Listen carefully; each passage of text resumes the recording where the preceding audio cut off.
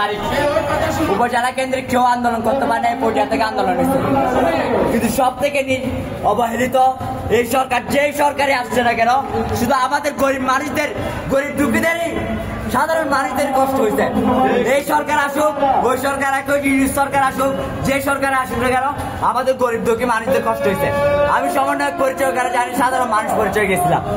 আবার কেন সমন্বয়ক পরিচয় দিতে হবে তারা গিয়ে? আমি দেশের নাগরিক, তো আমি দেশের অন্যায় দেখলে অবশ্যই প্রতিবাদ করার অধিকার আমার আছে। আমি প্রতিবাদ করছি না, আমাকে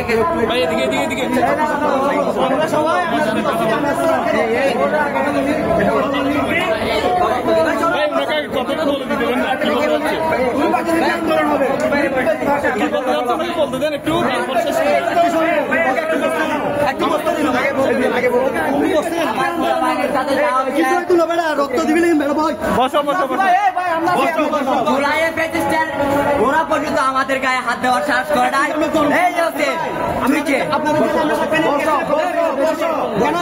আমি সাধারণ আমি দেশের সাধারণ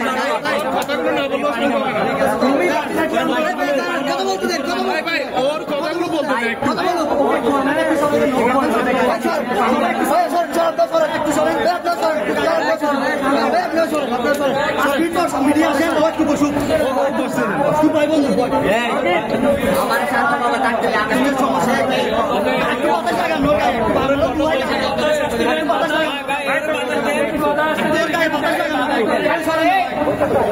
আমার সোজা কথা, আমি খুব সাধারণ জীবন যাপন করি।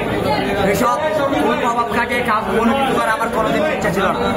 এই জুলাই 16 তারিখ থেকে 18 তারিখ যে আন্দোলনটা পরিণত হয়েছে, ওইটা শুধু হয়েছে আমার চোখের সামনে, যে আমার ছোট ছোট ভাই ক্লাস 6-7 পরে ওদের গায়ে হাত দিচ্ছে। এই জন্য আমি আমার দায়বদ্ধতা থেকে রামগামাটির যে ছাত্রলীগের সহসভাপতি তাকে ধরিয়ে দিয়েছি।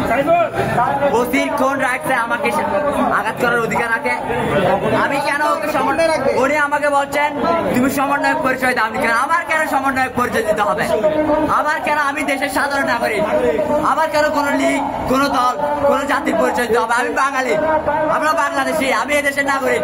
আমার জন্ম এখানে, আমার মৃত্যু হবে এখানে। আমি কেন আপনাকে সমন্বয়ক পরিচয় দেবো? আমার সোজা কথা, আমার চোখের সামনে আমার ছোট ছোট ভাইগুলো আছে। আমি ভাই তোমাদের কাছে লজ্জিত। আজকে 367 জুলাই, আজকে 367 জুলাই আমাকে মারছ, কিছু যায় আসে না। কিন্তু আমার ছোট ভাই যেগুলো আছে, ওরা আমার করবে না, ওরা আমার ভাই। এই রক্তের বন্ধন যদি না থাকে, আমাদের আত্মার বন্ধন আছে। ওরা আমার জন্য জীবন দিতে গেছে।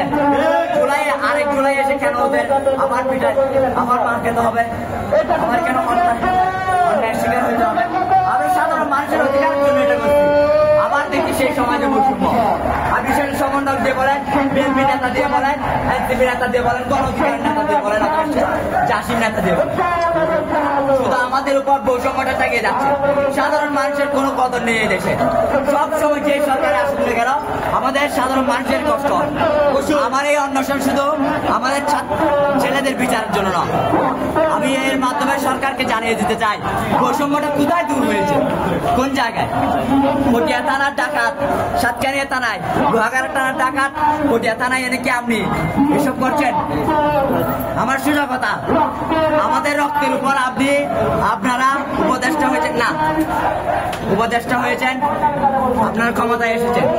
কই আপনাদের তো কারে শুনলাম না, এত বড় ঘটনা হয়ে যাওয়ার পরও কারো একটু করণ নড়তে কেন? বৈষম্যের তো সর্বপ্রথম শিকার আমরাই হচ্ছি।